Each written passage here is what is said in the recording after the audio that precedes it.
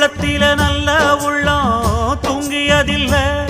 இத நானா சொன்னேன், நாடறிஞ்ச கவிஞன் எழுதினா. இன்ப துன்பம் ரெண்டும் நம்ம கையில இல்ல. இதில் யாராருக்கு என்னவென்று இறைவன் எழுதினா. கல்லடிய வாங்கிக்கணும் காய்ச்ச மறந்தான், சொல்லடிய தாங்கிக்கணும் நல்ல மனந்தான். இங்கு காயம் பட்ட நெஞ்சம் இது உறங்க முடியுமா?